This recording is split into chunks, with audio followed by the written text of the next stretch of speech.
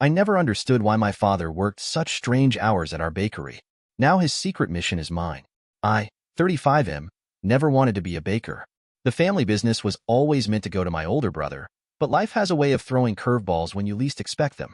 After my father's sudden passing 3 months ago, my brother declined his inheritance, claiming he couldn't handle the responsibility with his corporate career in another state.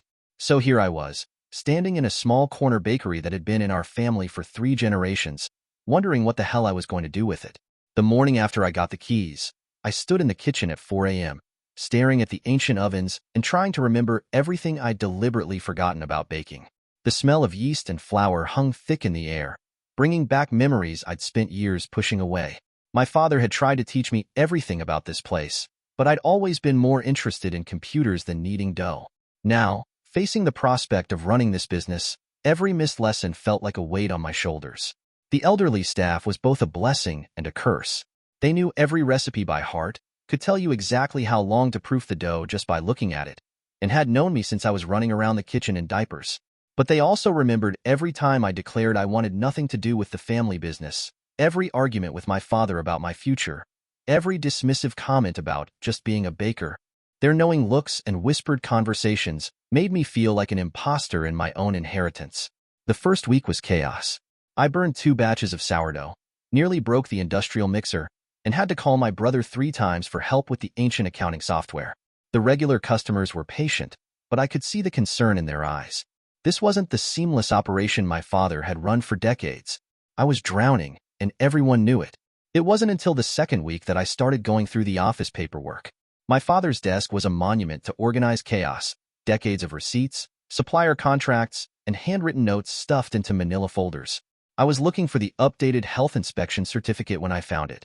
A loose panel behind the bottom drawer, concealing a leather-bound ledger that had clearly seen better days.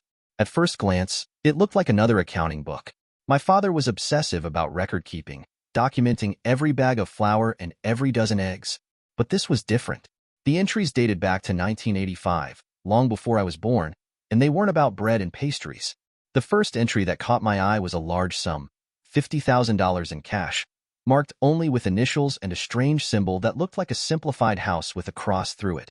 As I flipped through the pages, I found more entries like this, spanning decades. Some had notes in my father's cramped handwriting: safe passage arranged, documents secured, family reunited, success.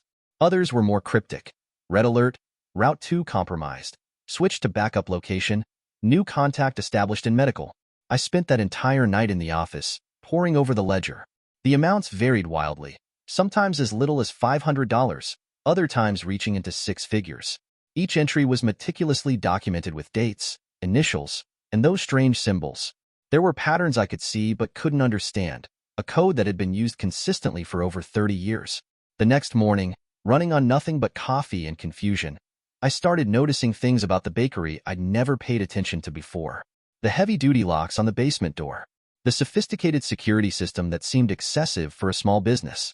The way the back alley had clear sightlines in both directions. Even the location itself, 3 blocks from the highway, easy access to multiple escape routes, and just close enough to the border to make certain things possible. I confronted my mother that evening.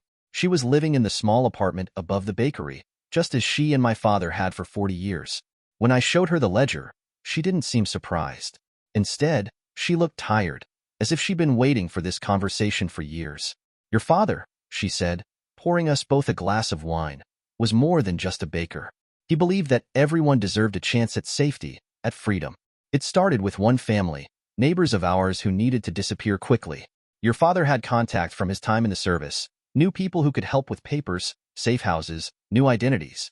After that first success, word spread. She explained how the bakery had become a front for an underground railroad of sorts. People fleeing domestic abuse, trafficking rings, political persecution, they would come with specific codes, ordering particular combinations of bread and pastries that meant different things. The daily cash transactions of the bakery made it easy to hide the movement of money. The early morning hours and constant deliveries provided cover for people being moved to safe locations. The profits from the bakery, she said, refilling her glass, all went back into helping people. We lived comfortably, but simple. Every extra dollar meant another chance to help someone escape. That's when the memories started flooding back. The strange customers who came at odd hours, speaking in whispered tones with my father. The times I'd come downstairs for a midnight snack and found the kitchen lights on, voices in the basement. The way my father would sometimes disappear for days on supply runs that never quite made sense. He hadn't just been running a bakery, he'd been saving lives. The next day brought another revelation.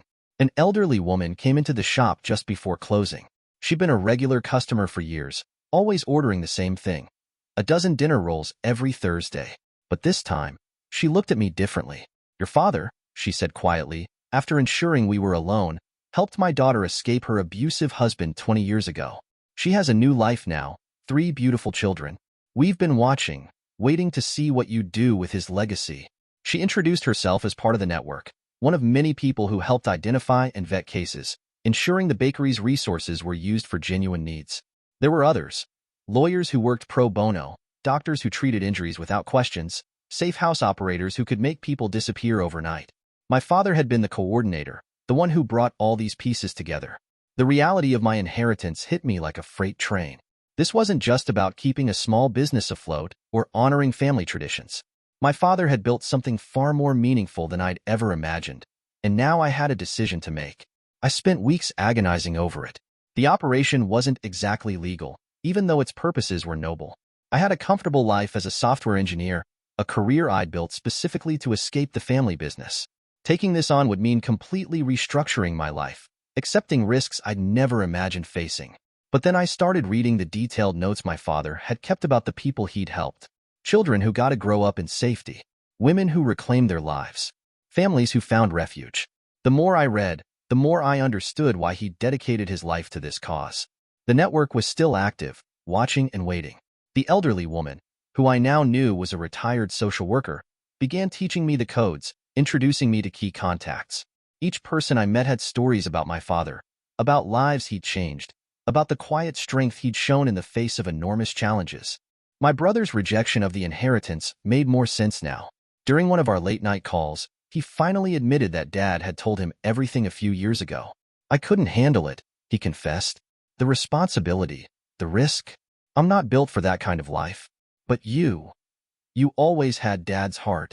Yesterday, I hired a new assistant manager to handle the day-to-day bakery operations. I'm taking a leave of absence from my tech job. The recipes are starting to come back to me, muscle memory from all those childhood lessons I thought I'd forgotten.